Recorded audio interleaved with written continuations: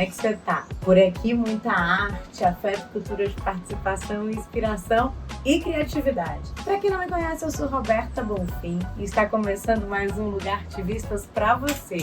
E me diz uma coisa, você gosta de teatro, música, bufonaria, tecnologia e de tradição, alimentação e muita diversão, você gosta? Pois nesse episódio nós estamos cheios de tudo isso. Vem comigo se divertir, sair aqui da minha varanda e direto para a varanda criativa, se inspirar e se encantar com ativistas incríveis. Bora?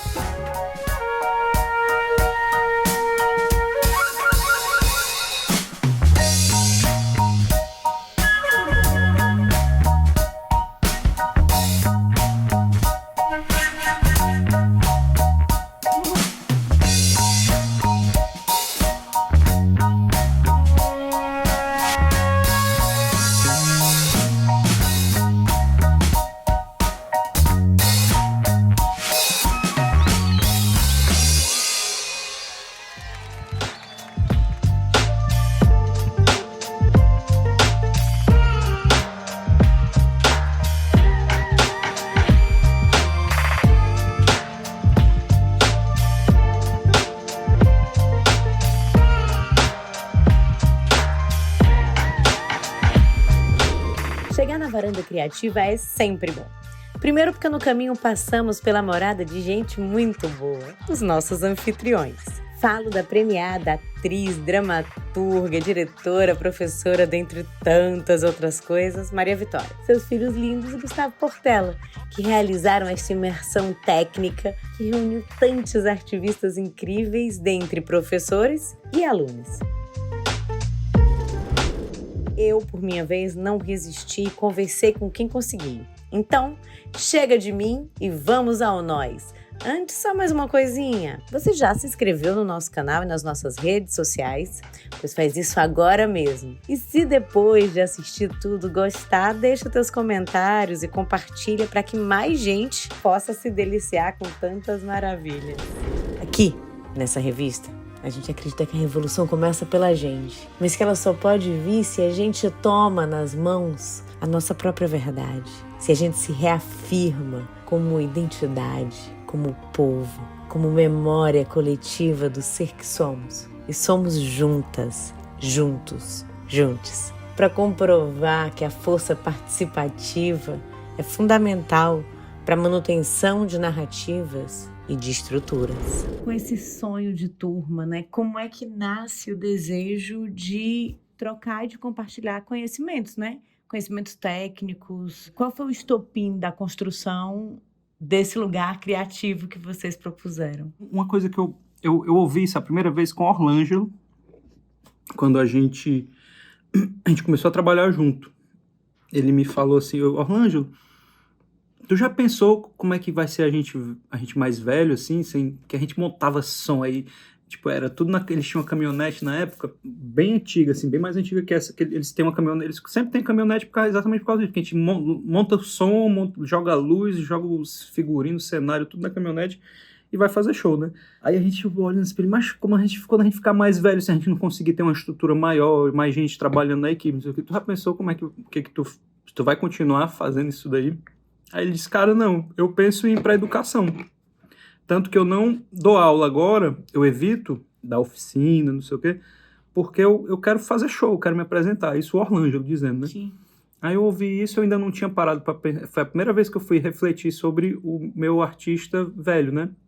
Mais velho. De que eu acho que vai chegar um momento em que uma das soluções do artista, que não tem aposentadoria, não tem aquele plano de cargos, carreiras que a maioria dos profissionais tem, uma alternativa para a gente continuar trabalhando e produzindo numa idade mais avançada, porque eu também, por conhecer outros artistas mais velhos do que eu percebo muito que o artista não quer parar de trabalhar.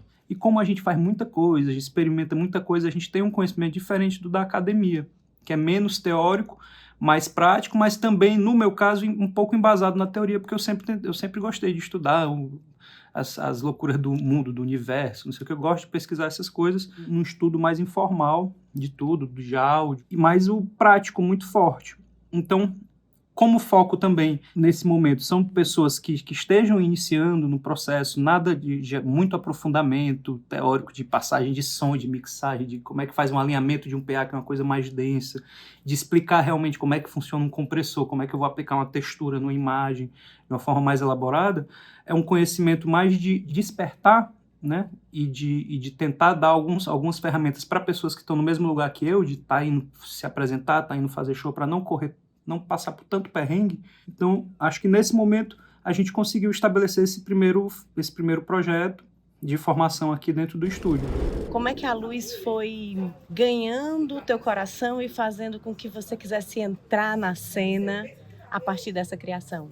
É uma pergunta bem subjetiva, mas muito bonita. Eu sempre gosto de dizer que eu sempre estive na cena com um olhar diferente, mas foi a luz que fez eu entender a potência da dramaturgia cênica. Eu acho que você consegue mapear com a luz uma dramaturgia que não é pensada juntamente com a cena, mas que deveria. Então é a partir desse pensamento luz que me tocou lá atrás, que eu consigo visualizar o que não é dito no texto, que transpassa o que é texto, que vira um texto luz. Então, isso é o que mais me atrai na iluminação, é conseguir contar uma história que é a mesma história, que é importante que seja essa mesma história, mas ela vai trazer um outro corpo, um corpo que vira matéria, mas que também é subjetivo, que é visual, que traz textura. Então, eu acho que isso é o que mais me apaixona pela iluminação. Ela não é pronta, ela não está pronta. Ela está ali para compor, para ajudar a contar essa história, contando também a sua história. Eu sou apaixonada. É ambientação também, né? Também. Ela ambienta. E aí, falando em ambiente, estando em Fortaleza, como é ser fortalezense, trabalhar com arte, descobrir cinema nesse sol do Ceará, né? Como é que ser cearense se relaciona com a arte que você se dispõe a fazer? Pronto. Eu gosto de dizer que tudo que nós somos influencia o nosso fazer enquanto arte. O pensamento artístico individual, vamos dizer assim, parte daquilo que você tem enquanto ser humano, né? E todas as minhas referências, elas são da minha localidade, de quem eu sou, né? Do meu eu Nordeste. E eu tenho muito orgulho de ser de Ceará, eu tenho muito orgulho de ser de Fortaleza. Eu posso estar em qualquer lugar do mundo, do Brasil, que é onde eu ainda estou caminhando, e eu posso bater no peito e dizer: sou cearense, vim do Nordeste, faço luz de lá, né? Porque eu acho, quando eu digo faço luz de lá, é território, a gente é território, nós somos território, e essa ocupação do nosso fazer, da minha linguagem, tem muito do que eu sou e de onde eu vivo e do que eu entendo enquanto sol, né? Claro que o meu sol luminoso, mesmo artificializado no teatro, ele vai ser o que eu vejo no meu sol do Ceará, no meu sol de Fortaleza, do meu pôr do sol da Praia de Iracema. Então, sim, eu acredito muito que somos território, somos casa, e que a luz é influenciada pelo aquilo que a gente tem de comum, né? A luz do meu fazer artístico é influenciada pela luz que eu estudo do meu natural, do meu ser natural dentro do Nordeste, da minha Fortaleza. A fotografia, ela nasceu em mim. Quer dizer, eu nasci e a fotografia nasceu. Porque eu tenho em casa coleções de álbuns da minha família, recordações da minha família, que eu acabei analisando que eles registraram todo o meu percurso até hoje. E quando eu tive contato com a primeira câmera, foi em 2013, que minha irmã tinha uma câmera e eu comecei a experimentar. Leigo, um adolescente leigo.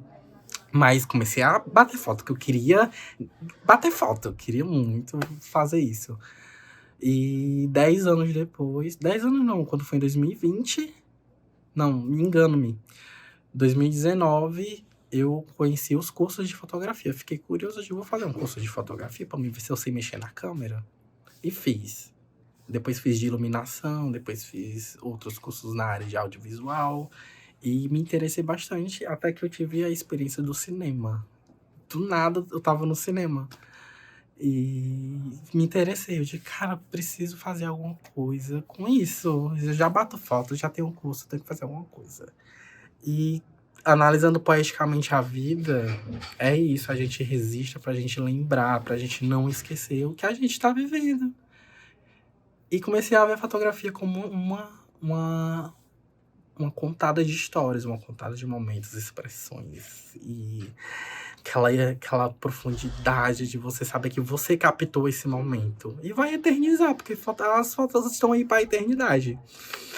E eu digo que tenho que contar a história das pessoas, tenho que contar a minha história, porque afinal eu conto através do meu ponto de vista.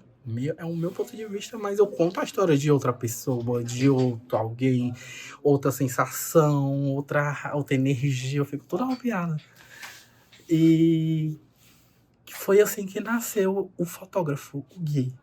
Que fotógrafo, de que eu preciso registrar, captar essa essência, esse registro, esse momento aqui, ó, pá, tá na internet e dá pra todo mundo ver. E que para vocês verem como é mágico esse mundo. E o audiovisual, já que já não estamos mais também na fotografia, estamos no audiovisual também. E é essa que é legal, porque é uma contação de história, é uma troca que eu posso trocar com milhares de pessoas que estão aí no computador, no celular, estão surfando na internet. É esse mar de alegria, de informação. É isso, não consigo mais não parar de registrar as coisas. E ser Virou um registrado. Virou um vício, virou minha respiração, virou meu ar. Todo momento eu tô aqui, tal, tô com uma luz, tô com uma câmera, um celular. E como é a tua relação, Gui, com o teu lugar, assim, a casa da tua mãe, o bairro, né? Como tu registra esse lugar te traz inspirações. Foi esse foi o gatilho. Esse foi o gatilho da fotografia. Na pandemia, trancado dentro de casa, todo mundo. Foi daí que eu me especializei na fotografia, porque estava em casa, não tinha nada o que fazer, eu ia estudar. E para praticar, tinha que praticar de alguma forma. Eu comecei a bater fotos dos meus parentes, dos espaços da casa, do quintal, das plantas, da maçaneta da porta, que eu não tinha mais ideia do que fotografar. Mas eu queria mais. Eu comecei a fotografar a rua do meu bairro, comecei a fotografar as pessoas passando, comecei a fotografar a poça de lama, da chuva, e eu queria mais. Eu preciso ir pra cidade, comecei a andar na cidade. Já quando flexibilizou a pandemia mais, eu digo, agora eu posso ir ali, posso ir numa praia, posso ir numa praça. E eu comecei a ver gente, e eu, nossa, comecei a ver tudo com um olho mais diferente. Eu preciso registrar tudo isso. Eu não tenho que fazer foto das pessoas, tenho que fazer arte. Tenho que expressar, tenho que botar essa coisa pra fora através de registros. Aí comecei a fazer coberturas de eventos, coberturas de documentários, participei de oficinas. E pra todo canto eu só queria isso. Clique pra tudo, porque vai tudo passando tão rápido.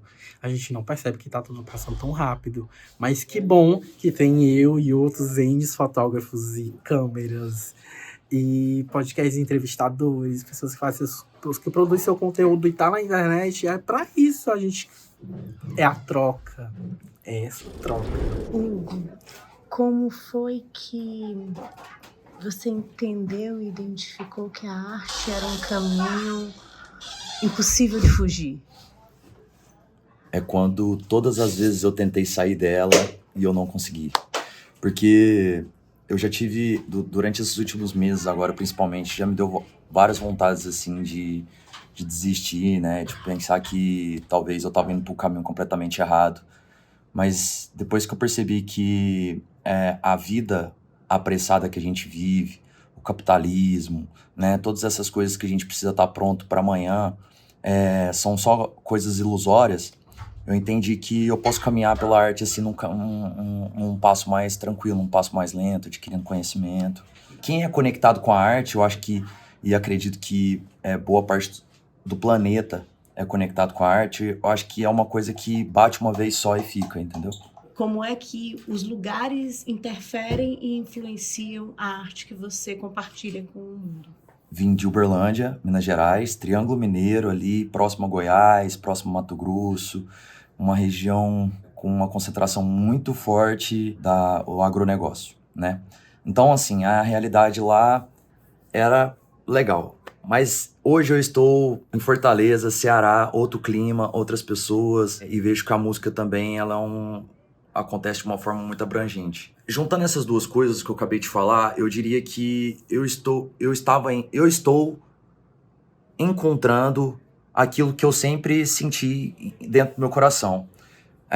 Tanto é que os contatos que eu venho fazendo desde o dia que eu cheguei aqui em Fortaleza tenham sido contatos pontuais. São pessoas que eu conheço ali da música autoral, sou músico, música autoral, da galera que mexe com estúdio, da galera que mexe com teatro, da galera que mexe com jornalismo, da galera, sabe, esse meio que lá na minha cidade era muito difícil de ser conectado, entendeu? Hoje, inclusive, que a gente está gravando esse documentário aqui, estamos numa sala aprendendo coisas, só que de uma forma absolutamente criativa, né? Tem a técnica, mas também tem a parte criativa disso tudo. Então, é isso. Isso tá me fazendo me transformar como artista, me transformar como pessoa, transformar as minhas composições, e é isso que eu quero levar para mim, para os próximos dias e para o futuro, é isso. Essa conexão faz bem. Eu começo lhe perguntando o que te fez artista? O que me fez artista? Acho que foi um conjunto de coisas. Primeiro, quando eu era criança, eu acho que eu sempre fui afoguetado, sabe? Afoguetado, um pouquinho imperativo e brincalhão. Tipo, tinha um pouco disso dentro da minha personalidade. As pessoas viviam brincando assim, dizendo que eu devia ser palhaço, que eu devia ser artista. Esse menino é artista, esse menino é artista. Brincando, né? O Globo tá perdendo. Tipo isso. Mas aí teve um momento da minha vida que eu tava crescendo, eu era um menino muito de brincar no meio da rua. Aí minha família querendo me distanciar um pouco ali daquele contexto ali de adolescente assim, que tá crescendo na rua, que tava e tal, me colocou no colégio militar. E aí no colégio militar eu passei por um processo muito grande de... Eu não sei dizer qual é a palavra, mas assim, de forma de seres humanos. E aí lá dentro eu conheci uma professora de teatro, essa professora de teatro, Débora Frota, me levou para conhecer o teatro. Eu já tinha conhecido a dança, por exemplo, mas aí, enfim, não consegui fazer dança por os motivos que eu tinha na época. Eu era muito criança, passava um preconceito, num momento eu não conseguia aguentar aquela pressão, mas quando eu conheci o teatro, que eu já era um pouquinho mais adolescente, aí eu já rasguei a camisa, entendeu, do militarismo ali que eu tava, eu queria fazer teatro. Aí depois comecei a fazer curso de teatro, e aí foi mais ou menos por aí que eu comecei a me descobrir artista mesmo, foi por uma mistura de quem eu era, já naturalmente, e de uma pressão que eu sofri de fora para dentro, que eu não aguentei aquela pressão que explodiu de dentro para fora. E aí foi isso. E aí eu não consegui mais parar de explodir assim, no universo. Tô no processo ainda. E aí você falou da rua, né? De estar brincando na rua, de ser um menino que está na rua. Né? Como é que os teus lugares fundamentais se relacionam com a arte que você expõe para o mundo? Assim, eu sou da Praia do Futuro, do Vicente Pison. Então eu brincava muito com o menino ali no meio daquelas árvores que tinha, que onde eu moro é perto da Rua da Feira, na Rua da Feira. E aí o pessoal de lá tinha os quarteirões, a gente ia até tais quarteirões, ia pra praia. Então sempre tive uma conexão muito grande com o mar. Nunca deixei de ter essa conexão, né? Mas, enfim, na rua era brincadeira de menino malino na rua. A gente brincava de tudo, de qualquer coisa, inventava brincadeira. Tinha épocas das brincadeiras, tinha época das pipas. Como é que esse menino malino habita este corpo que faz e produz arte? Afoguetado, invenção de cabeça mexida. A mesma pessoa, em outra época da vida. Eu sou o mesmo menino. A gente teve uma época que eu queria ser grande, eu queria crescer. Desisti desse processo, tá vendo? Desisti desse processo de querer crescer. Porque ele, não, pô, foda-se, eu sou menino mesmo, não consigo deixar de ser menino. Quando eu tento deixar de ser menino, eu entro em depressão, sabe? Fico deprimido. Não, foda-se. E na minha vida artística é do mesmo jeito. É inventando, me metendo de fazer as coisas. Isso aqui não sei fazer não sou isso não, mas quero fazer, vou descobrir o que é. invento de fazer as coisas muito por mim mesmo, me junto com os meus amigos pra fazer, que nem quando eu era criança. Se juntava com o menino pra inventar uma brincadeira e tal. E qual é o nome da invenção atual? Coletivo Farol Novo. A invenção é essa, Coletivo Farol Novo. A gente é um trio de pessoas, somos 3 pessoas. É o Rafael Semino, eu, Gabriel França e o Felipe Rodrigues. A gente se juntou em momentos da nossa vida diferentes somos 3 pernas de uma coisa que a gente quer construir junto. Uma coisa que tem a mesma... que está sendo construída a mesma identidade, sabe? E está sendo mágico descobrir isso, porque é difícil você encontrar pessoas diferentes, nós somos bem diferentes, nós 3, que se juntam em um objetivo, numa coisa, e de forma muito natural essa coisa acaba sendo a mesma. A gente descobre que é a mesma coisa, como se a gente estivesse debaixo do mesmo pé de planta. Aí a gente olha assim pra cima, ai, manda. Entendeu? É isso que eu tô descobrindo agora, como é que se vive isso. E a gente faz teatro periférico, a gente é artista de teatro, no momento a gente é artista de teatro. Como é que a mosquinha da arte alcançou vocês e iniciou o processo de transformação de movimentos? A primeira vez que eu me lembro que essa mosca da arte chegou em mim foi... Deixa eu ver. Eu acho que a primeira lembrança é isso. Eu acho que foi num grupo de teatro que rolou no contraturno das aulas, né? Eu estudava de manhã e eu acho que esse grupo rolou à tarde, que foi com a Denise, que é integrante do Pavilhão da Magnólia, aqui de Fortaleza. E ela fez esse grupo de teatro, assim, por ela mesma, assim, não foi nada... Tinha vínculo com a escola, mas foi ela que organizou tudo, né? E aí eu acho que foi aí que eu percebi que, nossa, isso aqui é muito massa. Eu acho que foi sempre a minha primeira lembrança quando eu penso em arte ou na minha trajetória, eu acho que é nesse local, assim, foi nesse grupo de teatro onde a gente montou, sei lá, uma Paixão de Cristo e estava montando um Alto da Compadecida. Então foi a primeira vez, assim, que eu me percebo nesse local. Não sei quando que começou certamente, né? Mas desde pequena, acho que uma das primeiras coisas quando alguém perguntava o que é que eu queria ser, eu acho que eu ia dizer que eu queria ser atriz. Só que eu nem sabia, só tinha vontade. E aí, o que me possibilitou, né, a fazer isso foram, tipo, literalmente políticas públicas na escola, né? Pra que, sei lá, tinha um tempo integral e aí tinha... Você estudava e à tarde fazia dança, teatro. E aí isso que me possibilitou, né, a começar mesmo. Mas desde pequena que eu gosto e queria ser atriz, assim. Hoje vocês formam um grupo de teatro que se relaciona com o centro da cidade, onde vocês estão ocupando, né, ocupáveis nesse momento. Como é essa relação de ocupação e de construção de um grupo? Na cidade, porque aqui é cidade de Fortaleza, né? E aí, na verdade, o grupo, ele tem essa concentração em Fortaleza de trabalhos, mas todo mundo é muito... Eu sou do Eusébio, o Matheus é de Fortaleza, mas tem gente de Caucaia, né? E aí acaba sendo também essa concentração de grupo pelas possibilidades também, né? Que as cidades dão. Então, a gente se reúne muito aqui no centro, em Fortaleza, né? Mas cada um vem de um lugar muito, muito diferente, assim. Eu acho que a nossa ocupação no centro vem muito nisso, assim, um local que... Juntando forças, né? Onde é que a gente consegue se encontrar, esse grupo de pessoas, e consegue fazer, enfim, ter menos custo, mas possibilitar mais tempo de qualidade pra gente, pra também a gente não... Enfim, né, cansaço, qual seria o melhor local? Aí o centro chega nisso. E chega também o teatro universitário, que foi onde a gente se encontra, que aí, tipo... É um grupo acadêmico, né, assim, universitário.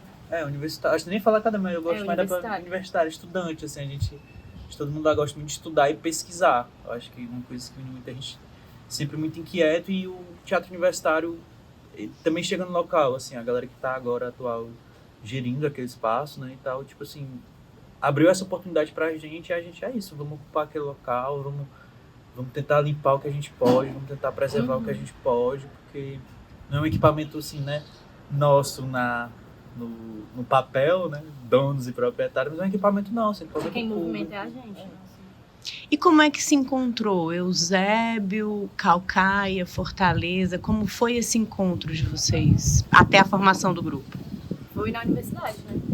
Foi a partir dela. Foi a partir dela. Meio que o ponto de encontro foi a universidade.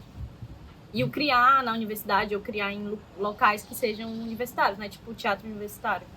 Antes da pandemia, ou na pandemia, né, quando antes da pandemia, quando a gente se encontrava online, e depois quando meio que foi liberando, o primeiro lugar que a gente se encontrou foi no teatro universitário, né? E aí, enfim, por aulas e tudo mais. Aí, né, se encontrou assim, foi na universidade.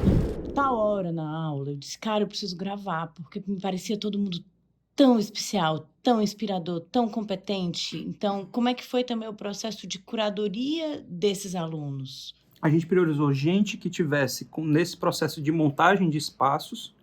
Foi o primeiro recorte, né? Um recorte que às vezes, por não ser mais jovem, eu acho um pouco injusto, mas é de pessoas mais jovens, pessoas que estejam iniciando, mas num pensamento de que pessoas que estejam iniciando, mas que já estejam na área. Não uma pessoa que não sabe ainda o que quer fazer, que estou buscando curso, que eu gosto de fazer curso. Não. As pessoas jovens, mas que estejam já atuando, já pensando em montar um espaço, tudo. Aí esses recortes sociais, a gente teve muita atenção, que realmente é de pessoas que moram em locais mais distantes do centro, porque não que sejam lugares piores do que o centro, mas que realmente tem menos acesso ao Dragão do Mar, ao Porto Iracema, aos espaços grandes que fornecem esse tipo de formação, né? Então, quando se mora mais distante, como esses centros são criados de forma muito desigual dentro dessa coisa, então a gente tentou priorizar pessoas que morassem mais distante. Tanto que a gente tentou ir atrás de uma refeição e tudo para que as pessoas pudessem estar aqui. Por ser um processo de imersão, foi difícil também para muitas pessoas participarem, porque a maioria tem que trabalhar, pelo menos um turno a gente trabalhou exatamente no horário comercial, mas a gente tentou priorizar isso, gente que realmente quisesse trabalhar, ou já trabalhasse com isso, mas quisesse especialmente montar um espaço. Não era o caso de muitos, mas porque também não tem tanta gente assim com essa loucura de montar um espaço físico, não sei o quê, mas a gente tinha assim, pessoas que... Você assume que é uma loucura, né? Porque você criar um espaço e cuidar dele e manter ele é muito difícil. Assim. Sim. A varanda ela consegue se sustentar porque ela é na minha casa. Eu não sei se eu conseguiria manter a varanda da própria varanda, pensando como negócio. Sim. Negócio da cultura, né? Sobre desse curso por eles, né, pelo Gustavo e pela Vitória também, envolve uma porção de conhecimentos que eu não tinha e que eu sentia falta, tanto no dia a dia do trabalho, mas também em casa, quando eu estava tocando, ensaiando. E me senti super bem recebido aqui, tanto pelo pessoal do espaço, da Varanda Criativa, quanto pelos colegas, pelos professores também. E tô adorando, tá sendo super legal e super assim, engrandecedor o curso e todo o conhecimento que está sendo ministrado nele. Como é que o teu lugar de base, que pode ser sua casa, seu bairro, sua cidade, sua família, se relaciona com o que você escolheu fazer, seja no campo da tecnologia, seja no campo das cordas? Como é que esses lugares se relacionam com o que você dispõe ao mundo? Pronto, você perguntou de tecnologia porque você sabe que eu sou professor do IFCE de Maranguape. É uma instituição pública. A gente atende alunos que vários deles são alunos da rede pública, muitos deles dependem, inclusive, dos programas assistenciais do governo. E eu acho que esse é o nosso papel, assim, enquanto classe trabalhadora, enquanto servidor público também, tentar transformar e melhorar a qualidade de vida dos indivíduos que fazem parte do IF, não só dos alunos, mas também dos terceirizados e, enfim, de outras pessoas da comunidade que não conseguem participar dos cursos como alunos regulares, mas conseguem participar dos projetos de extensão e, enfim, transformar a sociedade como um todo, transformar os indivíduos e transformar a sociedade e tentar fazer disso uma via de mão dupla o máximo possível. Então, não tentar chegar com soluções prontas para os problemas das pessoas, mas tentar construir essas soluções através do diálogo, entendendo que existe o saber da universidade, existe o saber popular também, e que esses saberes eles não precisam se chocar, eles podem trabalhar juntos para o engrandecimento de todos. Sou Roberta da Horta. No meu corpo, eu sou uma mulher, sou mulher negra, sou mãe, sou filha, sou sobrinha. Deixei de ser avó porque não deram a vacina à minha avó, mas isso é outra história. E então, eu também estudo nutrição, sou bolsista E o meu objeto de estudo principal são essas plantas, que inclusive essa aqui tem essas coisas maravilhosas escritas, que também fazem parte do meu DNA, que é o antirracismo, o antimachismo, a comunidade LGBT e também a própria liberdade, né? Fazem tudo parte do meu DNA. E essas plantas que estão na rua, que têm partes comestíveis, são os meus objetos de estudo na nutrição. E eu já tenho, né, uma história também junto com a arte, né? Eu tenho algumas linguagens artísticas, como teatro, cinema, circo. E agora eu estou aprendendo sobre construção de pequenos espaços para poder, né, também levar essas possibilidades, essas escolas artísticas para futuramente um dia dar certo, né, ter um espaço e ensinar várias pessoas algumas dessas linguagens, porque eu acredito que esse corpo que fala, ele está aqui para servir, primeiro, a Mãe Natureza, né, a proteção à Mãe Natureza, e segundo, a servir à humanidade para que a gente possa juntos confluir e reflorestar. E reflorestar tem muito disso, de a gente reaprender o que a gente pode plantar. E aí acho que a nutrição juntou tudo isso num bolo assim maravilhoso, e eu busco, né, essas respostas e também essas conexões com essas pessoas que também são pessoas florestas, né? Porque eu me identifico como Roberta da Horta, mas eu estou aqui semeando, além de dentro de mim o amor, né, a paz, estou semeando nas pessoas florestas, para que a gente possa um dia fazer esse reflorestamento nos nossos territórios e ver as nossas crianças crescendo felizes, brincando nas árvores, sabe?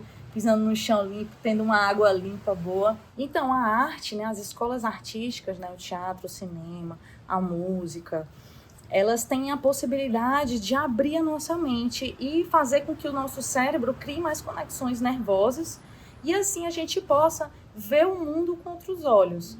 Então, a arte, ela é fundamental na produção dos seres humanos.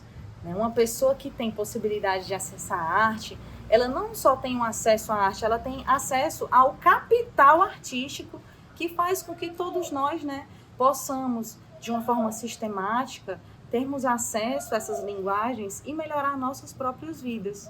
Assim como o Leandro Carnal tem um livro, né, que ele fala sobre Hamlet, e ele começa falando exatamente sobre isso, que o teatro, né, o ensinou de que o que a gente vive é também a própria peça teatral e é como a gente se coloca no mundo para que a gente, primeiro, né, possa resolver as nossas questões e também ajudar a resolver as questões das outras pessoas. E a arte dá essa possibilidade para as pessoas, que as pessoas começam a entender o seu próprio corpo, se entendem como um ser humano, se vê como pessoas importantes, empoderadas. E a arte faz milagres na vida das pessoas, né? Eu, como ex-adicta, posso dizer que a arte também ajudou a salvar a minha vida. Para mim foi uma coisa de processo, na verdade, né? Mas natural, assim.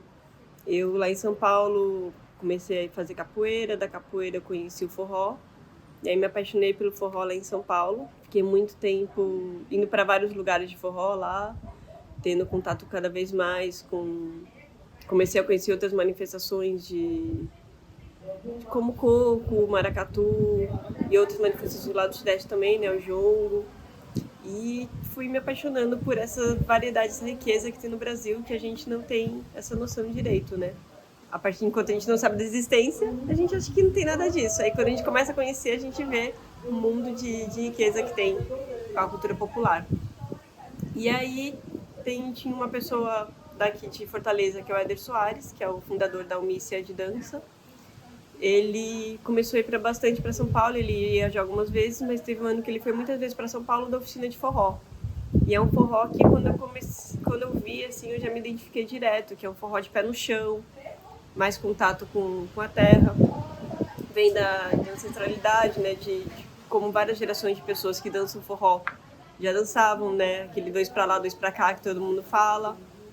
Bem juntinho, e quando tem uma música mais ritmada, também dança mais ritmado, todo mundo dança na mesma energia, e é uma coisa assim, justamente a dança conectada com a música, e foi uma coisa que me chamou muita atenção. Então sempre que ele ia para São Paulo, eu fazia as oficinas com ele, e eu sou formada em ciência da computação, em programação, então eram dois mundos bem diferentes, né? O mundo da programação e o mundo da arte, da dança. Eu pensei várias vezes em sair da programação. Mas a programação é uma arte. Também.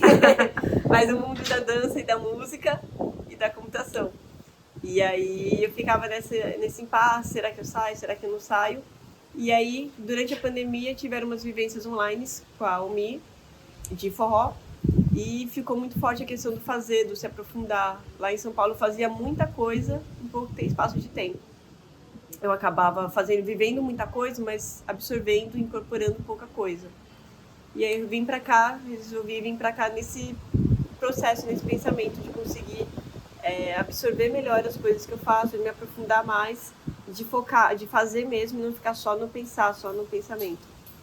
E aí eu vim pra cá, foram outras coisas também, né, que me motivaram, mas essas foram as principais, né, questão de conseguir focar mais nas coisas. Já tinha uma rede de amigos, uma família que queriam me acolher, e eu resolvi vir pra cá pra conhecer também, ficar mais perto do forró, que é o forró que eu me identificava, né? Apesar de muitas bandas daqui irem pro Sudeste, mas eu queria estar onde realmente acontece o forró mesmo, onde o forró não é só o momento da dança, só o momento da música, só o momento lá daquelas 2 horinhas lá de encontro para dançar. É o momento do dia a dia, o forró tá no dia a dia, tá no comer, tá no conversar, tá no se reunir, enfim, em qualquer coisa assim do dia a dia, né? No vento, nas folhas, o forró tá em tudo. E aí eu acabei vindo pra cá pra viver isso mais de perto. E todo mundo, quando eu falei que eu ia sair lá de São Paulo, falou: nossa, mas você vai morar pra sempre lá, não vai voltar mais? Eu falei: não sei, tô indo pra esse momento. Nesse momento eu tenho que morar lá. Já tive umas visitas no Sudeste e ainda continuo com essa sensação de que ainda não é meu momento voltar pro Sudeste. Continuar morando pra cá, talvez. Se apaixonou por esse lugar, já que vira amor, e aí você vira cearense, tá tudo certo. Como é que esse lugar de base atravessa o ser humano que você é e reverbera em ação? A base, enquanto família, ela foi a base que, de uma certa forma, me obrigou, né, a ter esse parâmetro de ser alguém na vida, para ter uma formação, um estudo, para poder seguir profissionalmente. Então, eu ser engenheira hoje foi muita pressão dos meus pais, quanto sempre ficar insistindo em estudar para ser alguém na vida, para ter emprego, para ter estabilidade financeira e tudo mais. Então, foi essa parte de base, assim, claro que, graças a Deus, a questão de me sustentaram enquanto puderam sobre a fazer o ensino, né, na escola pública. E assim que pude, fui para a escola técnica, o IFCE, para fazer o ensino técnico, isso no ensino médio. E quando saí de lá, queria fazer uma faculdade pública, porém é um tanto difícil para quem precisa trabalhar o dia todo, para quem veio da periferia e tudo mais. Então, com isso eu consegui a bolsa do ProUni e sou formada em uma faculdade particular através do programa ProUni, que me possibilitou hoje estar formada em uma engenheira civil. Quanto à minha base sobre afetos, principalmente, me veio um tanto recentemente, vamos dizer assim, através da cultura popular, que foi onde eu encontrei pessoas maravilhosas, super sensíveis, super acolhedoras, que foram me mostrar o mundo de uma outra ótica que não era simplesmente trabalho e trabalho e trabalho. Então, eu fui me redescobrindo e descobrindo minhas potencialidades enquanto artista e enquanto pessoa também, na ótica de olhar para o outro de uma forma mais humana ou de forma mais sensível, né? Então, desde 2018, eu entrei para o coletivo Farada Urbana e foi um redemoinho bom na minha vida.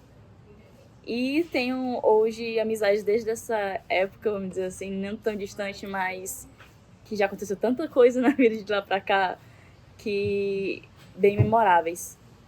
E ainda na cultura popular temos o Coco da Dona Geralda, que foi outra vivência que me despertou vários olhares a conhecer pessoas maravilhosas e me conceder a oportunidade de viajar para lugares que a cultura é super fervente quanto aqui em Fortaleza, por ser uma capital, né? Mas, por exemplo, possibilitou de eu ir para o Rio Grande do Norte e ver o coco de lá. O coco na a mesma pegada que a gente propõe, e que é o coco de Toré. Em 2023 fomos para Maranhão, bater coco na época de boi, lá em junho.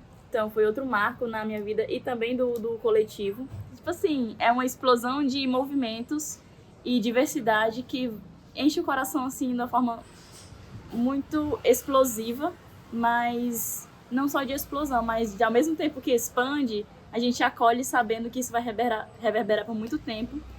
E mesmo que você não queira, atinge quem estiver próximo, né? Então quem chega, a gente já chega de um jeito diferente, sempre explanando o que acontece, ou sempre mais convidativo, e fazendo os convites.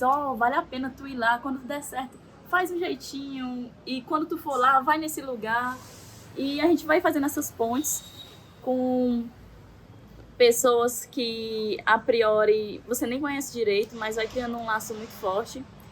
E tive a experiência, por exemplo, de estar com a mestra Zé Menezes de Iemanjá e o Henrique Menezes, que são referências pra gente no nosso coletivo, sendo banda base pra eles, sabe, aqui em Fortaleza. Então, tipo assim, foi um momento de estar aqui cantando, tocando e chorando ao mesmo tempo. Porque é um negócio, quando isso poderia acontecer, se não fosse pela força dos encontros que aconteceu lá no Maranhão, que a gente estava na apresentação no Arraiá, quando a mestra é a madrinha do Largo de Santo Antônio, e a gente fez o convite, a senhora topa cantar uma música com a gente? E ela, vou pensar. Uns 10 minutos depois ela chegou dizendo qual era a música que ia cantar com a gente. Então são momentos como esse que não troco por nada e que dinheiro nenhum vale, porque dinheiro a gente não tem. Mas esses momentos são inestimáveis. Fran, como é que Sobral se relaciona com o ser humano que tu és e potencializa a artista que você vem exercitando ser cotidianamente? Eu acho que, assim, primeiro é entender que uma cidade, ela não é só uma cidade em si, né? São várias cidades. Eu ouvi isso um dia do Matheus fazendo rock. E eu acho que me relaciono muito com isso, assim, né? Então não é só uma Sobral, são Sobrais, digamos assim, né? Então uma parte de Sobral potencializou eu ser quem eu sou hoje, assim, né? Então ser cria do meu bairro, enfim, que eu geralmente não publicizo por questão de territorialidade, mas, tipo, eu comecei meus corre artístico não no meu bairro, assim, tipo, comecei por fora. Então, comecei mais ali no centro, comecei no Instituto ECOA, que é um instituto da minha cidade, e conhecendo outros artistas, comecei também na Quatro Portas na Mesa, que foi um local que me acolheu desde 2015, né? Então, eu tô na cena fazendo esse corre desde 2015. Sou uma pessoa recente na cena, né? Entendendo também Você é uma pessoa recente na vida, né?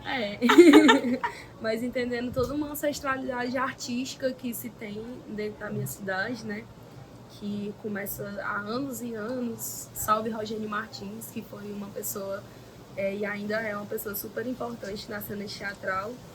E aí, assim, sobre quem me potencializa artisticamente é quem está construindo junto comigo, assim. Desde os slams, né? Que eu tive o prazer de estar desde o início, junto com a Poliana Érica e o Diego Clementino, na cena do Ceará, do Slam do Ceará.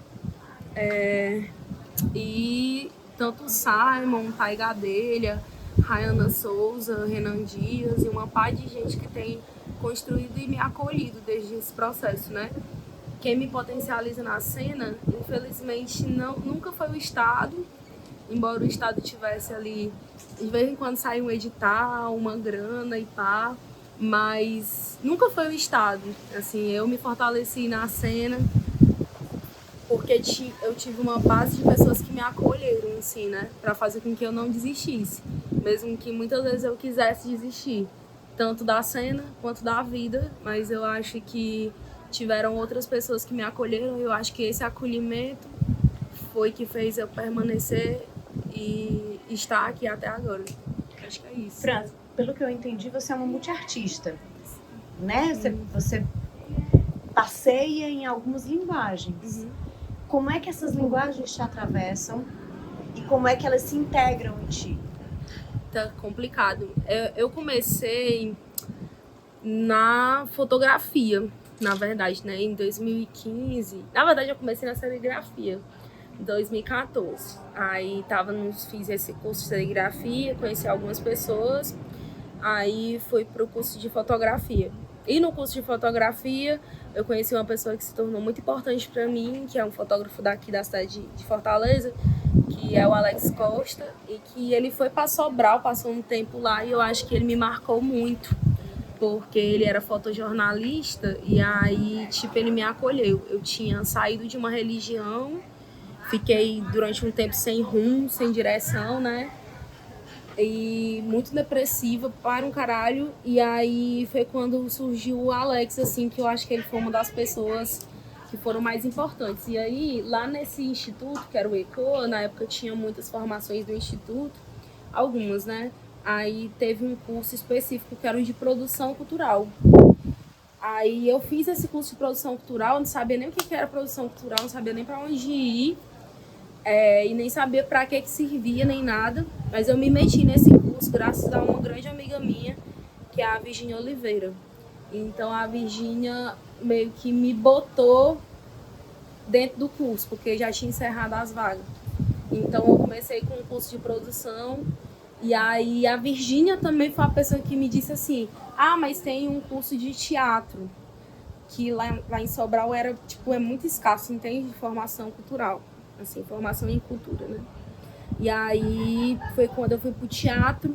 Na mesma época eu entrei no movimento social, então foi meio que um boom, assim, na minha vida. Foi terminar a produção, entrar no teatro, que eu cursei teatro e fiz teatro e produção teatral até 2023, agora nesse ano, né? Encerrei agora nesse ano.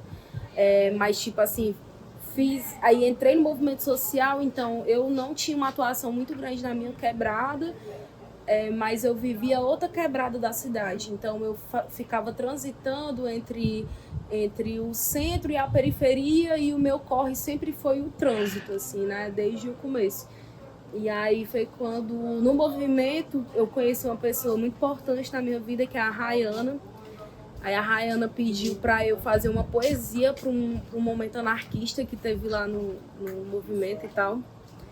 Aí eu fiz essa poesia e ela disse assim: caralho, tá muito boa essa poesia. E eu comecei a escrever poesia.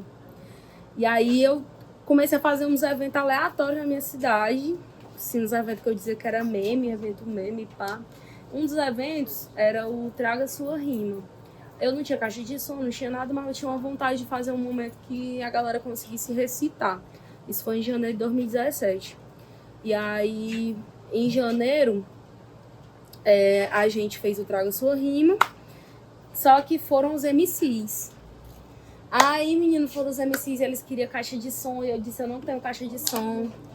Aí, porque era só um momento de poesia, mas foi a Poliana Érica, que é a PH, né, que antigamente era chamada de bicha poética, e o Diego Clementino e o Jeff Farias. A gente se reuniu e viu que o que a gente queria fazer também, porque a galera tinha ido para poder se encontrar, era fazer o slam.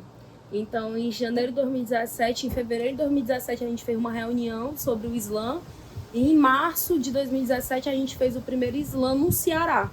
Então, a gente está à frente da cena slam no Ceará desde então. Aí em 2019 a gente fez o Slam Ceará, então o campeonato estadual de poesia falada daqui do Ceará não é nessa cidade de Fortaleza, é na minha cidade de Sobral. E eu tenho muito orgulho de falar isso, porque eu estou falando sobre uma discussão de território. É uma disputa de território quando só em Fortaleza existem os campeonatos, quer seja de batalha de MC, quer seja uma Bienal do Livro, que diz que é do Ceará, mas tem poucas pessoas representantes do resto do Ceará, né, por exemplo. Então, é muito problemático isso. E é territorial mesmo, quando a gente escolhe fazer um campeonato estadual de poesia falada num dos interiores, num dos 183 interiores do Ceará. E aí, para mim, isso foi sempre muito marcado e muito político, assim, né? Então, eu recito desde então, eu não sou slammer, eu produzo slam, é outra parada desde então.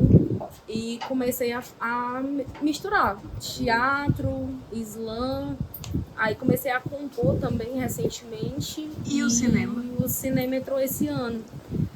Que na verdade eu já tinha vontade de fazer algumas experimentações, mas aí numa grande bad que eu tive, eu resolvi montar uns diários de morte que eu tinha, junto com algumas experimentações visuais, assim, que eu talvez achasse que combinava, assim. E aí foi quando misturou tudo, assim, né? Então eu sempre me virei, mas o que me manteve até aqui não foi a arte. E foi a arte também. Mas, tipo, financeiramente o que me manteve foi produção. Então muitas vezes eu me deixei de lado para poder produzir os outros, tá entendendo? E isso era muito, muito problemático, porque, tipo assim, eu como artista, poucas vezes eu fui artista, tá entendendo? Tipo assim, me senti artista, porque o que me mantinha era a produção, era produzir as outras pessoas e impulsionar com que as outras pessoas pudessem ser artistas, porque tu imagina o que é ser artista no interior do Ceará, que aí pra você vir pra cá, pra capital, é 100 conto no teu bolso. Se tu tá partindo de Sobral, se tu parte lá do Juazeiro, é 300 pau pra tu vir pra cá, no mínimo, tá entendendo? Como é que o teu lugar te altera inteiro e te faz trilhar os caminhos que você vem trilhando até aqui? No meio onde eu estou, no meio onde eu vivo, né? Na minha comunidade, lá no José Euclides, do Grande Angra Sul, é um residencial do programa Minha Casa Minha Vida, e ele me traz aqui no anseio de poder aprender, né? E aprender com meus próprios erros e retornar para a comunidade levando um aprendizado novo, que a gente possa aplicar o que a gente aprendeu, né, na vida das pessoas, para transformar a vida das pessoas para melhor. O que o Lucas se tornou porque mora no José Euclides? A gente foi fruto de uma ocupação, né, uma ocupação que aconteceu lá na comunidade do S, que é na Grande Palpina, e a gente fez a ocupação de 10 dias, que mexeu com Fortaleza. A gente impediu com que o BRICS fosse até o centro de eventos, teve que negociar, a gente fez uma ocupação de 10 dias, e a vitória foi conseguir 200 moradias lá no José Euclides. Isso depois de 4 anos de muita marcha, de muita luta, reivindicação, parando a BR-116, a Washington Soares, Secretaria de Cidades, Palácio da Abolição, Prefeitura, Regional, e a gente conseguiu ir morar lá, e pra gente se tornou um sonho, que pra gente é um grande paraíso, morar perto das pessoas com que a gente lutou durante 10 dias, né, e esses 4 anos, e ser vizinho, abrir a porta, pedir uma xícara de café, fazer o seu churrasco, tomar sua cervejinha, e lutar por projetos sociais para dentro da comunidade, que a gente conseguiu o teto. Faltava o quê? As estruturas sociais, educação, creche, escolas, e todo o envolto, organizar o comércio local. Até hoje a gente dá luta por isso. Temos um fruto que foi o projeto Zona Viva, né, que é uma bricadopraça junto com um local onde tem cursos de computação, cursos de mercado de trabalho, e a gente tenta sempre colocar essa questão da cultura, e me veio essa vontade de vir para o curso pensando em projetos sociais voltados para um estúdio, onde a gente possa gravar podcasts, onde a gente possa gravar relatos, fatos, e que as pessoas possam ir num lugar que possam tomar um copo de água, ter uma sombra, né, ter acesso à internet, tanto para criança, adolescente, mulheres, idosos, pessoas da comunidade, né, catadores, essa galera toda que a gente pensa lá para esse local onde a gente mora. Lucas, o conceito da revista é arte onde estiver. Como é que a arte te atravessa e como você faz uso dela para a realização desses projetos que vocês andam pensando e realizando? Uhum. A arte me atravessa através do audiovisual, que a gente fez uma formação chamada Ponto de Corte, e a gente fundou um cineclube, que desde 2007 faz exibições nas lagoas, nas praças, na rua, para crianças, jovens, adolescentes. E é um cinema itinerante, independente, que faz com que a gente possa estar levando as nossas propostas de ter curtas, porque as pessoas não conseguem assistir filmes longas. Então, assistir filmes curtas, que sejam regionais, que sejam produzidos para poder salvar vidas, que tem uma temática, às vezes, sobre essa questão do racismo, sobre a questão da educação, que nem Vida Maria, Águas de Romãs, que foi gravado aqui no interior do Ceará, Garapa, que foi quem fez o Tropa de Elite, né? Fez um filme no Conjunto Palmeiras e no Chorozinho, que é onde os lugares aqui no Ceará onde tinha o menor IDH, que é o Índice de Desenvolvimento Humano. Como foi que você entendeu que a arte era um caminho e o caminho que você queria traçar e que sua família também traçaria? Assim, sempre foi muito marginalizado ser artista, né? E da minha idade, eu tenho quase 60 anos, aí é que era mesmo. Eu, desde muito pequena, eu queria ser jornalista. Era meu primeiro desejo. Mas isso também era muito marginalizado, né? Então, eu fui tentar ser jornalista. Aqui só tinha uma faculdade de jornalismo, só tinha 20 vagas anuais. E eu cheguei a ficar nos classificáveis. No dia da inscrição para os classificáveis, meu pai, eu tinha passado na Unifor para psicologia, aí meu pai disse assim, não vá fazer psicologia, porque já é garantido, já é certo, aí você não se inscreve para isso. Já era uma forma de me afastar desse mundo lá da publicidade, da televisão. Aí eu caí nisso de ir, mas na verdade eu acho que foi a psicologia que me escolheu. Eu digo que foi mais porque eu sei que nesses anos que eu trabalhei 30 anos com psicologia, eu fiz muitas assistências. Foi uma psicologia muito assistencialista. Então, eu trabalhei em um hospital público durante esse tempo todo. E eu sei que eu servi de canal para muita gente se tratar, para muita gente ter acesso a tratamentos de saúde, a pessoas de baixa renda. Então, assim, a psicologia me escolheu talvez para eu estar nesse lugar, para eu facilitar isso. Mas neste ínterim, eu sempre continuei a buscar coisas de artes, a fotografia, a dança, a música, tanto é que eu tenho muita vontade ainda de tocar, né? Mas cantar, eu cantava em coral ainda, mesmo trabalhando no hospital, e eu coloquei minhas filhas na dança desde muito cedo, desde que a primeira nasceu, há 27 anos. E aí sempre foi nessa pegada de eu estar sempre nesse caminho, sempre com esse olhar. Como é que o teu lugar de base, né? Seja tua casa, tua família, teu bairro, tua cidade, aquilo que tu identifica como lugar. Como é que esse lugar fortalece a mulher que você é e possibilita os encaminhamentos, né, artísticos, profissionais, humanos que você executa? Eu tive uma mãe paraibana.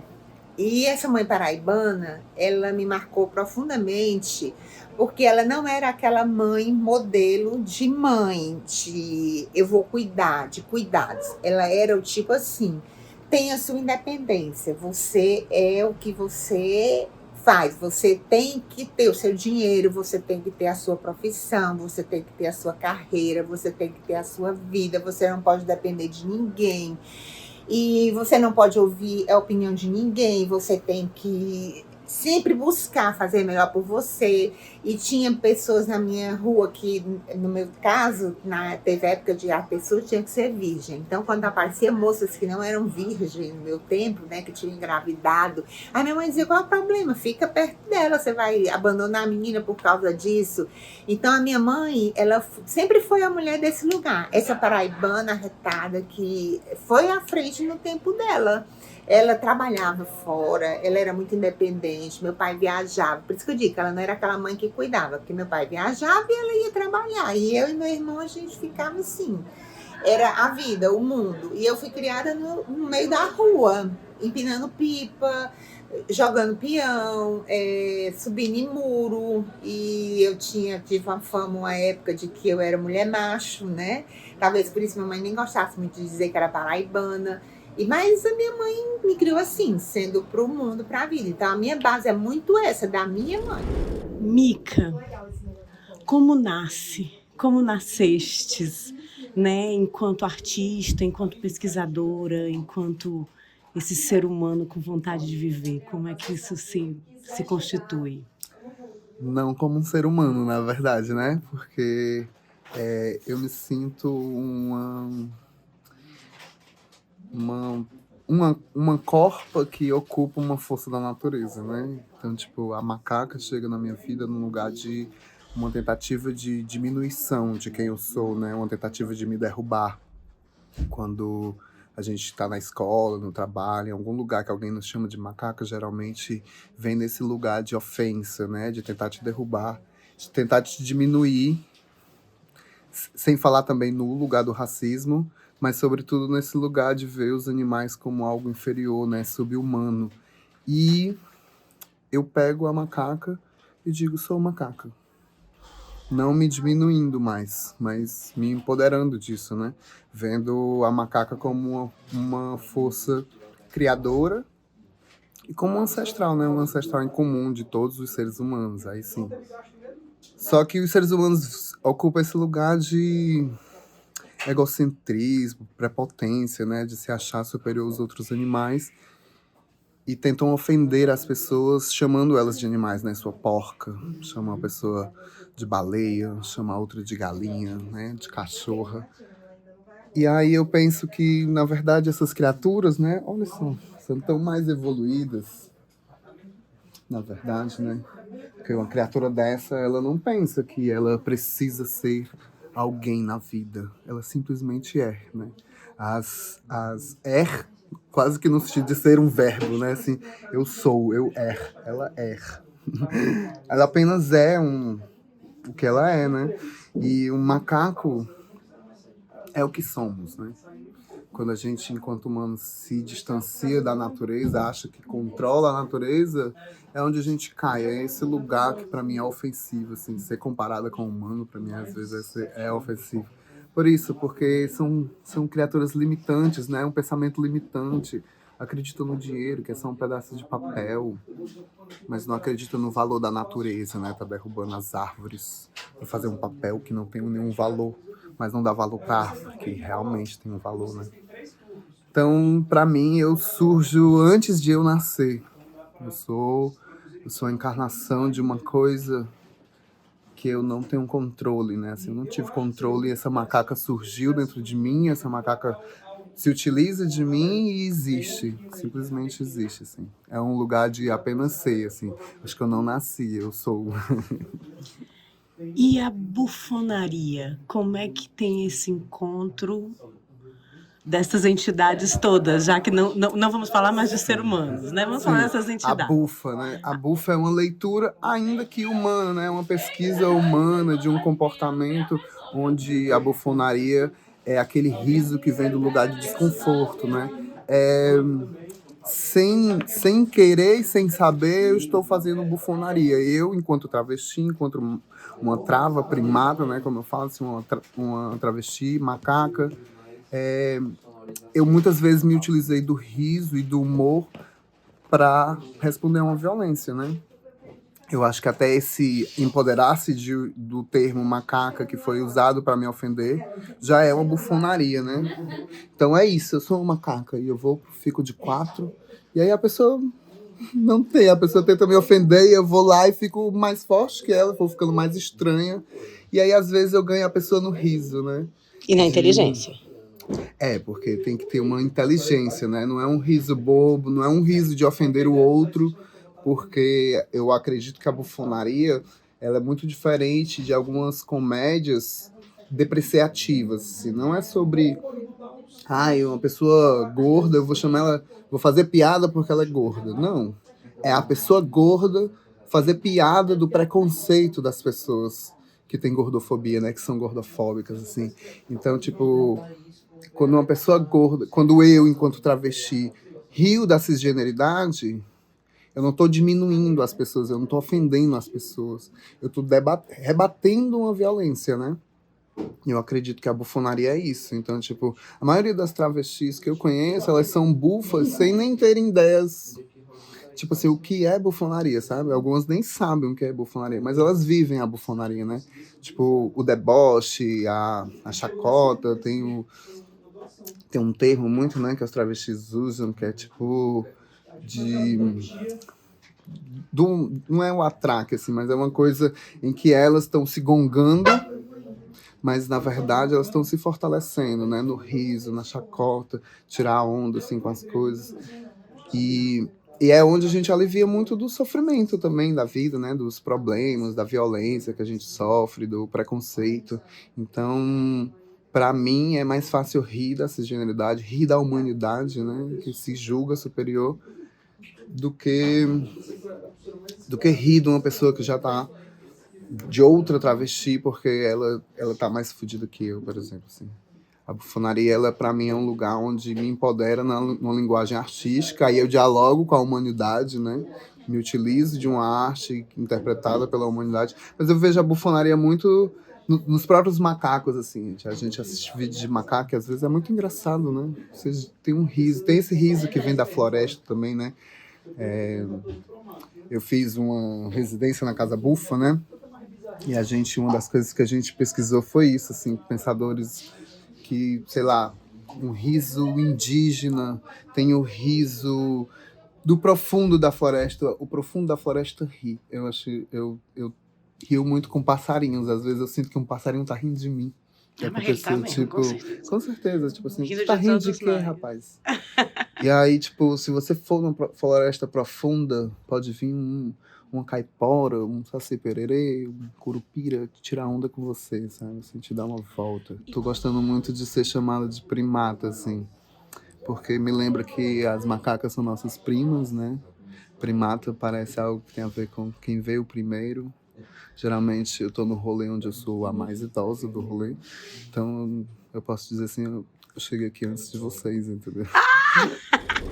É a varanda criativa dentro da casa criativa, Dentro né? da casa criativa. Que recebe gente de todo lugar para fazer arte. Aqui a gente propor. abriga gente também, o pessoal às vezes se hospeda aqui, de Tianguá, de Juazeiro, de Quixeré, tem todo canto.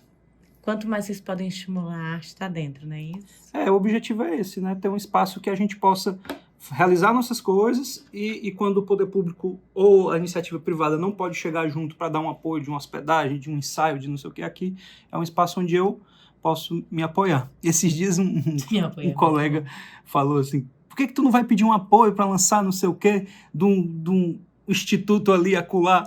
Aí eu disse, meu amigo, eu que apoio esse instituto, porque o que esse pessoal deve a gente como artista não é brincadeira, eles demoram tanto para pagar a gente, então se você for pensar, nós artistas somos apoiadores de todos esses institutos, dessas secretarias de cultura e de tudo isso.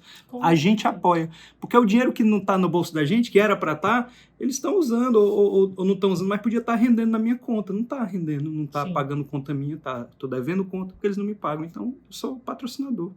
Às vezes eu tenho vontade de dizer, pode ser meu patrocínio, Gustavo Portela. Por favor, aí, né? No Tá cartaz. aqui minha logo. Tá logo. Envie minha logo, né? Como participante. Secretaria, não esqueça de botar minha logo, né?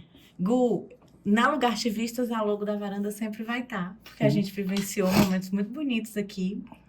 E quando eu gravei com os meninos aqui na turma, eu tava naquela vibe de finalização de processo, né? Que eu sempre tô, já entendi isso. Eu tô sempre finalizando para começar outra coisa. E para quem nos acompanha, não sei se lembra, mas Gustavo Portela foi um dos nossos primeiros papos ao chegarmos em Fortaleza, em sua antiga morada, no José Bonifácio. Um dos primeiros programas também que eu gravei na companhia do ilustríssimo amigo Guilherme Silva. Isso era 2016. Chegamos a Fortaleza e fomos convidados por Gustavo Portela para um cafezinho e é lógico que a gente topou.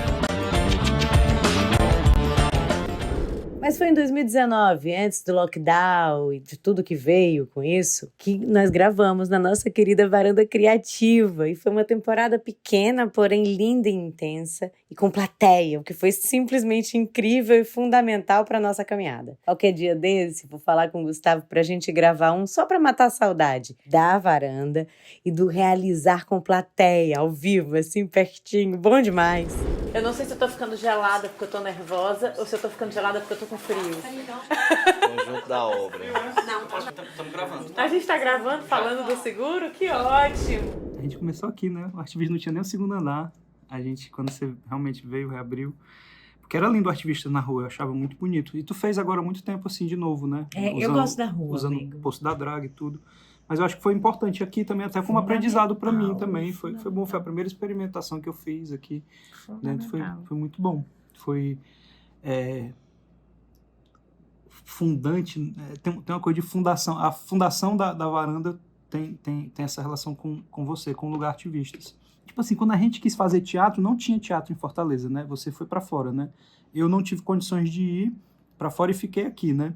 Eu acho que essa garotada, essas pessoas hoje, elas estão tendo outros artistas que viveram essa experiência de ter que ir para fora porque não tinha uma faculdade, e inclusive de vencer essa coisa de ser multiartista, de poder experimentar várias coisas, de ouvir a Maria ouvia da galera tá só pegando o trabalho dos outros, né? Já tá fazendo isso, já tá pegando o trabalho dos fotógrafos também, mas você ouvia demais, né? Mas é isso, né? Era o seu trabalho também, Era né? meu trabalho também. Então, eles têm como se referenciar na gente.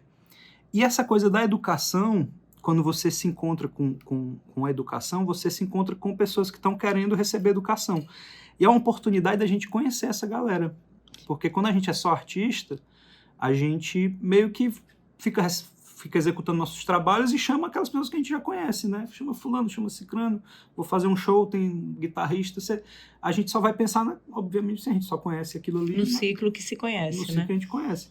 Na educação, a gente tem essa oportunidade de conhecer essas pessoas que às vezes nem são novas, são pessoas mais velhas, mas que estão vivenciando isso daí agora. A multilinguagem, ela vem de uma necessidade, talvez, financeira, de você talvez não poder ter na sua equipe a multiplicidade de profissionais que a gente precisaria ter numa equipe, uma pessoa que cuide da produção, uma pessoa que cuide do camarim, uma pessoa que cuide do figurino, de não sei o quê. Ela vem um pouco disso, mas eu acho que existe uma necessidade de expressão muito grande e de experimentar para muita gente que não contempla uma coisa só. Cada vez mais a gente vê que existe público para todo tipo de arte, todo tipo de expressão. O que a gente não tem é como alcançar as pessoas. A gente não tem como chegar.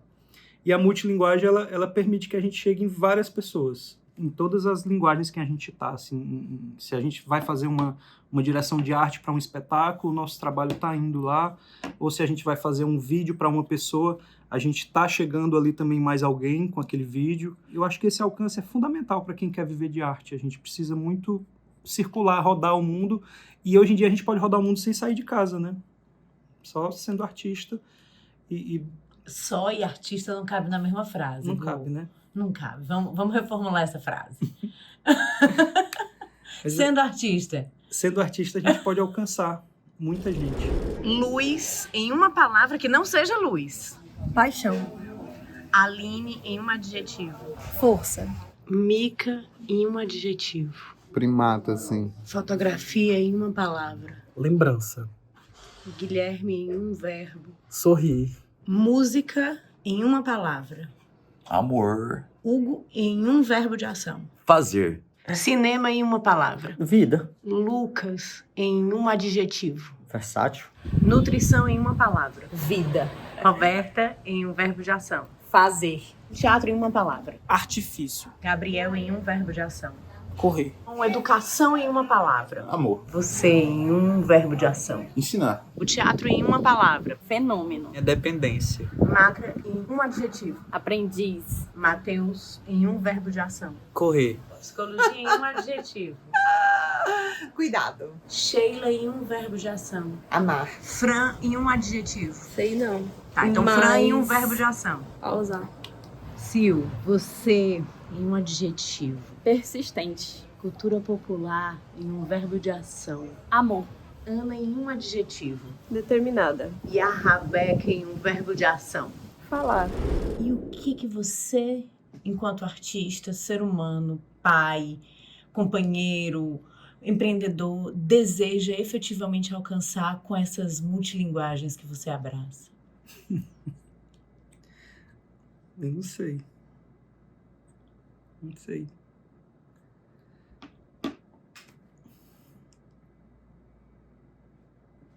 Acho que é...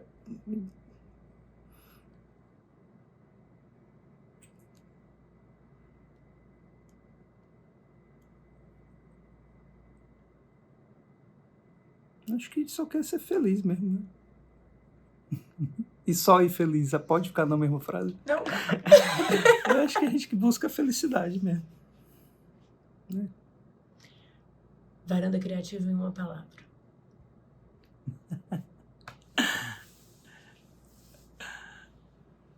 A varanda criativa. É casa. Boa. Muito grata, amigo. E aí, gostou? Acreditamos que sim e te esperamos no mês que vem para mais. E fica atento para receber as nossas atualizações. É só se inscrever agora mesmo no canal. E seja você também um Artivistas. Até já!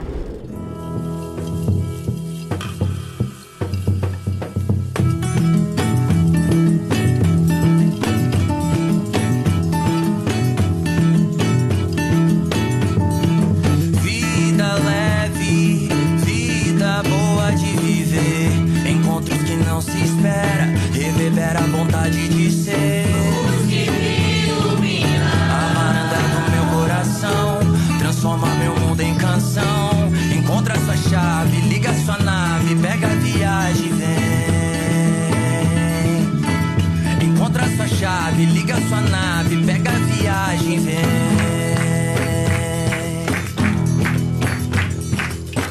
Encontra sua chave, liga sua nave, pega a viagem, vem.